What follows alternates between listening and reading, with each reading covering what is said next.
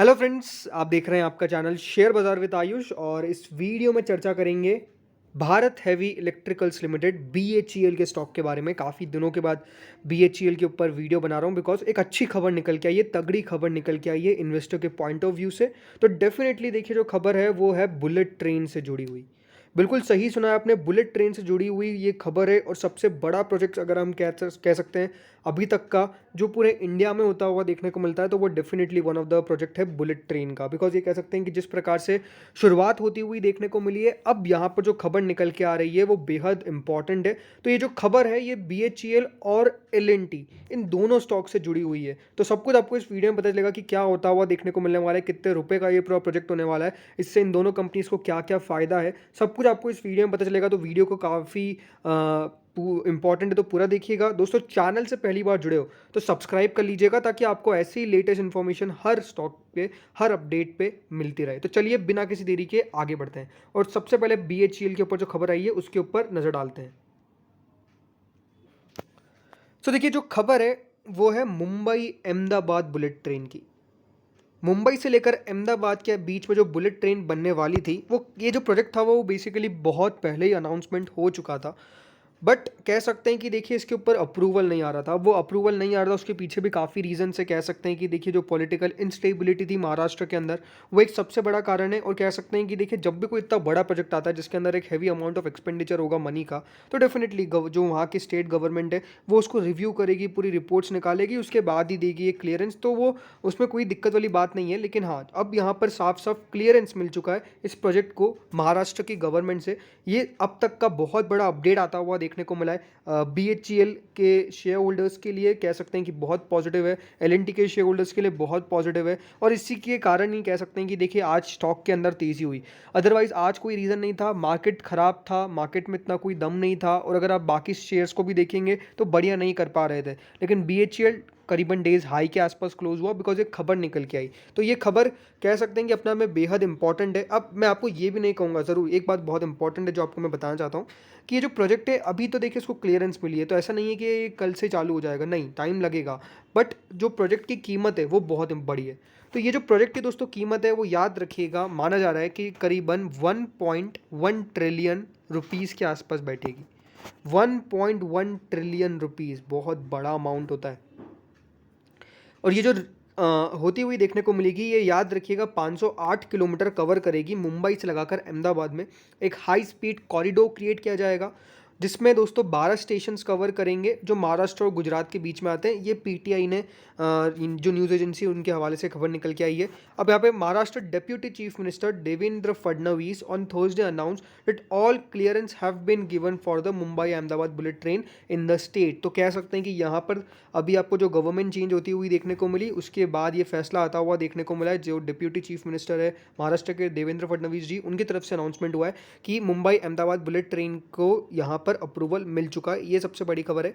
यहाँ पे पहले क्या था कि देखिए, रिपोर्ट जो थी कि जो चेंज हुई है, जैसे मैंने आपको पहले ही कहा कि गवर्नमेंट ऑफ महाराष्ट्र अब फास्ट ट्रैक करेगी। अब अगर आप देखेंगे तो डेफिनेटली वो पॉलिटिकली होता है अहमदाबाद में, या फिर कहूँ गुजरात में भी अगर आप देखेंगे तो जो सरकार है, महाराष्ट्र में भी जो सरकार है, वो डेफिनेटली देखिए सेम की है। तो कह सकते हैं कि यहाँ पर जो प्रोजेक्ट्स होते हैं फिर वो तेज़ी से करे जाते हैं, इसमें कोई डाउट नहीं है। तो वो ज़्यादा देखिए पॉलिटिकल पे तो जाऊँगा नहीं मैं। बट हाँ, इंपॉर्टेंट बात क्या है कि जो इंपॉर्टेंट चीज़ है, the project has been approve, जो भी क्लियरेंस था वो मिल चुका है। और ये जो दोस्तों कंपनीज़ है दोनों, भेल और L&T, इन दोनों को इससे सबसे ज़्यादा फ़ायदा होता हुआ देखने को मिलेगा अकॉर्डिंग टू द न्यूज़। और अगर दोस्तों इस डिटेल में बात करता हूँ मैं इस प्रोजेक्ट के बारे में, तो जैसा मैंने कहा 1.1 ट्रिलियन यानी 1,10,000 करोड़, 1,10,000 करोड़ का ये पूरा प्रोजेक्ट आपको होता हुआ देखने को मिलेगा। ये सबसे इंपॉर्टेंट बात है। जिसमें से 88,000 करोड़ की जो फंडिंग है वो आपको आती हुई देखने को मिलेगी जापान। याद रखिएगा, ये जो टाइप है वो जापान की तरफ से ही हुआ है। जापान ही हमारा देखिए स्ट्रेटेजिक पार्टनर है, जिसके कारण ये कह सकते हैं कि बुलेट ट्रेन का जो एक सपना था इंडिया का, प्रेसिडेंट मोदी जी का, उनका साफ साफ कह सकते हैं पूरा होता हुआ देखने को मिलने वाला है। Thane and Palghar district have obtained more than 70% of the land needed in the Maharashtra for the project. तो ये बात भी याद रखिएगा। तो कह सकते हैं कि जो एक पूरा मैप क्रिएट किया जाता है कोई भी बड़े प्रोजेक्ट के लिए, वो पूरा प्रोजेक्ट का जो मैप है वो आपको देखने को मिलेगा, कंप्लीट होता हुआ देखने को मिल चुका है। एंड कह सकते हैं कि जो तो प्रोजेक्ट है वो काफ़ी तेज़ी से अब हेड करता हुआ देखने को मिलेगा। और कह सकते हैं कि यहाँ पर आपको ये बहुत जल्दी होता हुआ देखने को मिलेगा, ये डेफिनेटली इसमें कोई डाउट नहीं है। बिकॉज जो देखिए पहले भी कहा गया था इसके बारे में, बिकॉज लगातार अगर आप देखेंगे तो ये बातें चल रही है। और जिसका फाउंडेशन, जैसा मैंने कहा कि देखिए और जैसा मैं कह रहा था कि देखिए प्राइम मिनिस्टर नरेंद्र मोदी जी और जो जापानीज़ प्राइम मिनिस्टर थे जिनका देखिए अभी अभी यहाँ पर डेथ हो गई, शिंजो आबे जी, उनकी तरफ से ये किया गया था। तो अपने आप में कह सकते हैं कि ये जो पूरा प्रोजेक्ट है वो अब आपको कंप्लीट होता हुआ देखने को मिलेगा। अब इसमें BHEL और L&T का क्या पार्ट है? BHEL अगर आप देखेंगे तो पहले भी वंदे भारत ट्रेन आपको बनाता हुआ देखने को मिला है। L&T का जो बेसिक काम है इसमें देखिए कह सकते हैं डिज़ाइनिंग के ऊपर आपको मेन आता हुआ देखने को मिलता है, वो काम करते हुए देखने को मिलेंगे दोनों मिलकर। और कह सकते हैं कि अपने आप में एक बेहद शानदार ये खबर दोनों कंपनीज़ के लिए, बिकॉज ये जो प्रोजेक्ट है वो 1,10,000 करोड़ का है। तो आप समझिए कितना बड़ा पैसा इसमें लगता हुआ देखने को मिलेगा। और ये दोनों अगर कंपनीज़ कर पाती है ये पूरा, तो अपने आप में देखिए इन दोनों कंपनीज़ की बैलेंस शीट के लिए भी बहुत बढ़िया रहता हुआ देखने को मिलने वाला है। अब बात करते हैं यहाँ पर टारगेट के बारे में, बिकॉज BHEL हाल फिलहाल में बड़ा है। शेयर ज़रूर अपने 52 हफ्तों से काफ़ी नीचे आता हुआ देखने को मिला है, लेकिन लास्ट 5 दिनों के अंदर 5%, एक महीने के अंदर 4% आपको बढ़ोतरी दिखाई है। गिरावट नहीं दिखा रहा है, कह सकते हैं दिन ब दिन आपको कोशिश कर रहा है कि वहाँ फिर से तेज़ी यहाँ पे करके दिखाए, और वो पूरा होता हुआ भी देखने को मिल रहा है। आज भी अगर आप देखेंगे 49.5 का आपको 50 माफ़ कीजिएगा, आज का हाई लगता हुआ देखने को मिला है। एंड आज का जो आपको क्लोजिंग आता हुआ देखने को मिला है वो 49.20 का है, 5 पैसे ऊपर का है। सो बढ़िया बात क्या है कि देखिए यहाँ पर क्लोजिंग भी आपको बढ़िया आती हुई देखने को मिल रही है, डे हाइस के बिल्कुल करीब। एंड जो तेज़ी भी आपको आती हुई देखने को मिल रही है वो भी काफ़ी बढ़िया है। लास्ट 5 डेज में 4-4.5% बढ़ना, ये भी अच्छी बात है। लेकिन हाँ, अभी भी शेयर वो 50 रुपये का लेवल आसानी से क्रॉस नहीं कर पा रहा है, इसमें कोई डाउट नहीं है। देखिए जिस प्रकार की खबरें निकल के आ रही है, थोड़ा सा मार्केट का सपोर्ट भी चाहिए। मुझे लगता है कि BHEL के ऊपर अब आपको नज़र बना के रखनी चाहिए। दो बात है आपको ये समझनी पड़ेगी BHEL के अंदर। देखिए कंपनी ने अपनी बैलेंस शीट सुधारी है, इसमें कोई डाउट नहीं है। अभी हाल फिलहाल में जो फाइनेंशियल्स कंपनी के निकल के आए, नंबर्स निकल के आए, क्वार्टरली अपडेट्स निकल के आए, अच्छी बात क्या है, कंपनी प्रॉफिटेबिलिटी में आ गई। यहाँ पर अगर आप देखेंगे तो लगातार कंपनी नुकसान दे रही थी, इस बार आपको देखने को मिला नेट इनकम 912 करोड़ पे आ गई। राइट, प्रॉफिट बहुत तेज़ी से इंक्रीज हो रहा है। दिसंबर क्वार्टर में कितना था? 27 करोड़ का, अब कितना हो गया? 912 करोड़ का। अब क्वार्टर क्वार्टर मैच कर सकते हैं, एक्सेप्शनल नंबर्स निकल के आए। दूसरी बात जो यहाँ पे आपको देखने को मिलेगा, कंपनी का 5.14 ट्रिलियन करोड़ का पिछले क्वार्टर में इनकम आया, रेवेन्यू आया था, वो इस बार 8.06 ट्रिलियन करोड़ का हो गया।